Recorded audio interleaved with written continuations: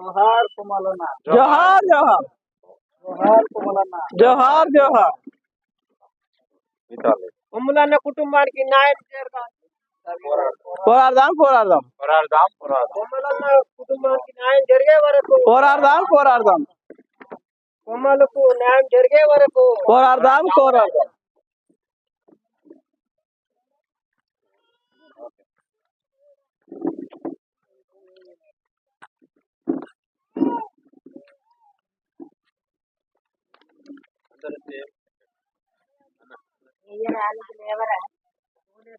అందరేండి కూర్చోండి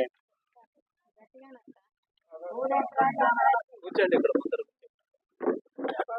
జోహార్ కుమ్మలన్న కూర్చోండి. కొనసాగిద్దాం. కుమ్మలన్న మంచి ఆలోచనలు. కొనసాగిస్తాం పరిశుద్ధ కార్మికునిగా ఈరోజు అన్న ఈ సమాజానికి ఎంతో తను పరిశుద్ధ కార్మికులుగా మన అట్టడుగు అంటరాని కులాలనే ఎంతో మన సమాజం కోసం అంటే పరిశుభ్రత అంటే కొంతమంది రాజకీయ నాయకులు అయినటువంటి వాళ్ళు ఈరోజు వాళ్ళు పేరుకి చెప్పుకుంటున్నారు. ఇట్లా వాళ్ళు పోజులు ఇచ్చి సమాజంలో ఇట్లా ఉండాలి మేము చేస్తామని అంటే ఈరోజు ఎందుకు చేస్తున్నారు? ఇంత అట్టడుగు అంటరాని వాళ్ళే ఎందుకు చేయవలసి వచ్చింది? ఈ వ్యవస్థని ఇట్లా పరిశుద్ధ అంటే మన ఇల్లు ఒకటే కాదు సమాజం కూడా ఎంతో పరిశుభ్రంగా ఉండాలని నిరంతరము పొద్దున 4 గంటలకు లేచి వాళ్ళు వీధులు సాఫ్ చేసి మోర్లు ఊడ్చి ఈరోజు ఇంత శుభ్రత ఇక్కడ పల్లెల నుంచి పట్టణాల వరకు ఢిల్లీ నుంచి గల్లీ వరకు కూడా ఈరోజు శుభ్రత ఉండవి అని అంటే ఎవరు చేస్తున్నారు ఈరోజు? అంటే అట్టడుగు అంటరాని కులాలకే ఎందుకు ఉన్నది ఈ నిచ్చెన మెట్ల వ్యవస్థలో ఇట్లా ఉండటానికి కారణము ఎవరు? ఇది మళ్ళా మనకి అగ్రకులాలు అనేటువంటి వాళ్ళు మాకు కూడా దీంట్లో రిజర్వేషన్లు ఉండాలని ఎందుకు అంటలేరు ఈరోజు? మనకే ఏమన్నా మనము ఈ సమాజానికి మనము ఎంత మేలు కోరుకుంటున్నామో మళ్ళా ఈ సమాజం అంతా ఇట్లా ఉండొద్దు అందరు కూడా మనుషులమే అని వాళ్ళు రిజర్వేషన్లు కావాలన్నప్పుడు మాకు పరిశుద్ధ కార్మికులుగా మేము కూడా ఉంటామని ఎందుకు అంటలేరు ఈరోజు? హిందూ దేశంలో ఒక ఏముందంటే రిజర్వేషన్ ఉంది, ఒక రాజ్యాంగం ఉంది. కానీ ఏం జరుగుతుందంటే గల్లీ నుంచి ఢిల్లీ వరకు ప్రతి ఆఫీస్లో గవర్నమెంట్ ఎంప్లాయర్ ఉన్నారంటే పై కులాలు ఆగద కులాలు ఉన్నారు. గల్లీ నుంచి ఢిల్లీ వరకు పారిశుద్ధ కార్మికులుగా ఎవరున్నారంటే కింది కులాలు పొందే వాళ్ళు ఎస్సీ ఎస్టీలు బీసీలు మాత్రమే ఉన్నారు. ఎందుకున్నారంటే మన దేశం మనువాదం. వాళ్ళు ఓన్లీ పూజలు చేయడానికి ఆఫీసర్లలో పని చేయడానికి పనిస్తారు తప్ప ఈ మున్సిపాలిటీలలో పని చేయడానికి లేరు వాళ్ళు. ఎందుకంటే వాళ్ళ చేతిలో మన ధర్మశాస్త్రం ఉంది, మనం ఏం చెప్తే అదే చేస్తాడు. మన దేశంలో రాజ్యాంగానికన్నా ఎక్కువ బలం మనకు ఉంది కాబట్టి వాళ్ళు ఆఫీసర్లలో పనిచేస్తారు. మన కొమ్మాలన్న లాంటి వాళ్ళు ఎంతో నీతి నిజాయితీ కలిగినటువంటి వాళ్ళు కూటి కోసము కావచ్చు, లేకపోతే మన దేశం మీద ప్రేమ కావచ్చు, మన వాడి మీద ప్రేమ కావచ్చు, అవన్నీ ఉన్న మంచి ఒక ఎవ్వరు చేయలేనటువంటి దుర్గంధం పని అన్న ఒక దాదాపు ఒక 15-20 సంవత్సరాలు చేసిండు. అందుకు మన దేశానికి ఇంత గొప్ప సేవ చేసి మంచి కోల్పోయినందుకు ఈ సందర్భంగా నివాళులు అర్పించడం జరుగుతుంది. కుల అసమానతల నిర్మూలన పోరాట సమితి తరఫున అందరు చూడాలి ఇక్కడ కొమ్మాలన్న గురించి. ఎందుకంటే ఈ నర్సంపేట పట్టణానికి సేవ చేసి ఒక మనిషి కోల్పోయిండు. అంటే ఒక మనిషి కోల్పోయిన పని ఏంటంటే పారిశుద్ధ కార్మికుడిగా కోల్పోయిండు. మరి ఆ వృత్తిలోకి ఎంతమంది ఎంటర్ అవుతారు?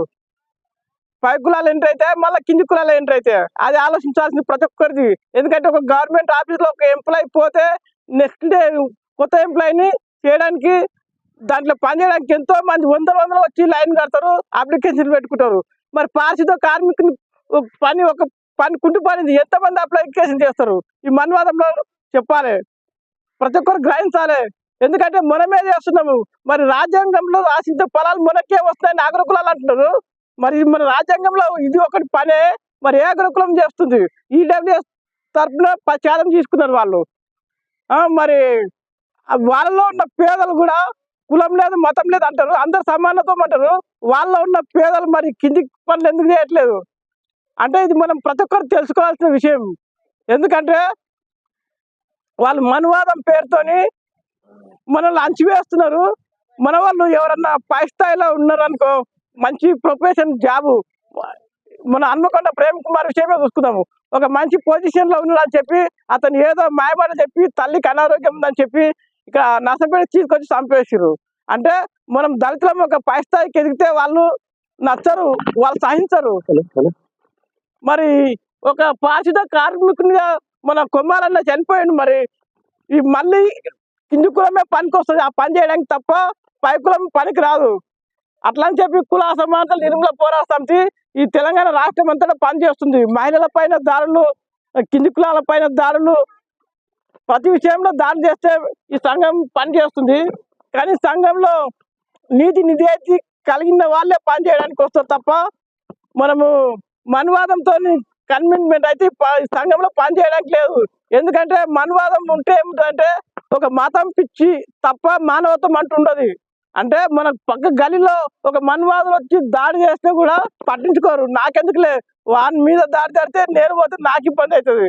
అంటే ఇవన్నీ మన దగ్గర వీక్నెస్ పాయింట్ వల్లనే, మనం ఐక్యత లేకపోవడం వల్లనే మనం కింది స్థాయి ఈ పని చేయగలిగి ఈ స్థితిలో ఉంటున్నాము.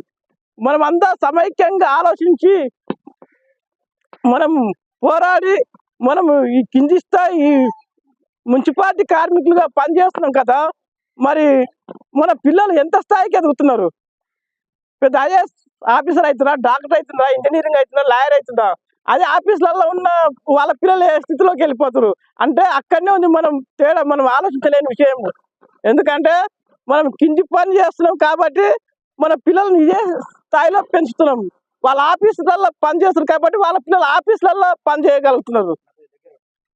అంటే మనం కూడా పైకి ఎదగాలంటే ఏం చేయాలంటే వాళ్ళని కూడా అడగాలి. కులం లేదు, మతం లేదు, వర్గభేదం లేదు అంటున్నారు. మరి మేము మాత్రమే ఎందుకు ఈ పనులు చేస్తున్నాం పారిశుద్ధ కార్మికులుగా, మీరెందుకు చేస్తలేరు అనేది ప్రశ్న రావాలి. ఎలక్షన్లు వచ్చినప్పుడు కూడా మన వాళ్ళకు ఓటు అడగడానికి వచ్చే ప్రతి రాజకీయ నాయకుని అడగాలి. ఏం అడగాలి? కులం లేదు మతం లేదు అందరూ సమానం అంటున్నారు. ఈ మున్సిపాలిటీలో పని మా మంచి ఎందుకు చేస్తున్నారు అయ్యా? మరి మీ పిల్లలు పై ఆఫీసర్లు అవుతారు, మా పిల్లలు కూడా మేము చేసే వృత్తిలోకి వెళ్తారు. అట్లా మనం చైతన్యం అయినప్పుడే మనం ఎదుగుతాం తప్ప మనం ఇదే పని చేసుకుంటూ ఇట్లా ఉంటే ఆలోచించలేకపోతే మన భవిష్యత్తు తరతరాలుగా ఇదే బీదరికంలో ఉంటుంది. ఇప్పుడు దేశం మొత్తం తెలుసు పారిశుద్ధ కార్మికులు ఎవరంటే ఎస్టీలే, ఐఏఎస్ ఆఫీసర్లు అంటే బ్రాహ్మణ పిల్లలు. అంటే వాళ్ళకే తెలియంది, వాళ్ళకే జ్ఞానం ఉంది, మనకు జ్ఞానం లేదు అనేది మన భ్రమ. ఇక్కడికి ఎప్పుడు వచ్చినా అన్న చాలా అపేతంగా పలకరించి మమ్మలను పలకరించి ఎవరు వచ్చినా కూడా ఒక్క మాట అనేవాడు కాదు.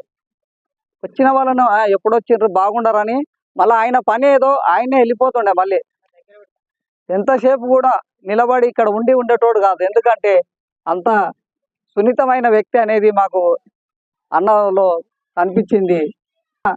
20 సంవత్సరాలు ఈ పారిశుద్ధ్య కార్మికుడు చేసిండు.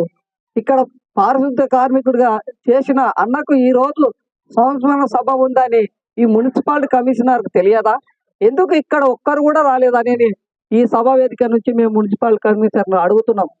ఎందుకంటే అన్న 20 సంవత్సరాలు పారిశుద్ధ్య కార్మికుడిగా పనిచేసి ఎంతో మంది మన్నాలు పొందిన కుమ్మలన్నను ఈరోజు మీరు ఎందుకు కుమ్మలన్నకు ఇక్కడ వచ్చి నివాళి అర్పించలేకపోతున్నారని మేము సూటిగా అడుగుతున్నాం.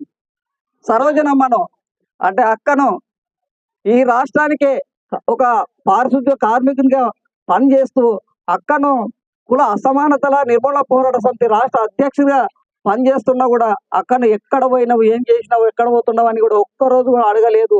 అక్క ఇంకా ప్రజల కొరకు చేస్తుంది అంటే నేను కూడా ప్రజల కొరకే చేస్తున్నా, అక్క కూడా ప్రజల కొరకే చేస్తుందని అక్కను చాలా మంచిగా చూసుకున్నాడు. రాష్ట్రమంతా తిరుగుతూ ఈరోజు తన కుటుంబానికే పెద్ద దిక్కు అయినటువంటి కొమ్మలన్నను పోగొట్టుకోవడం చాలా దురదృష్టకరం.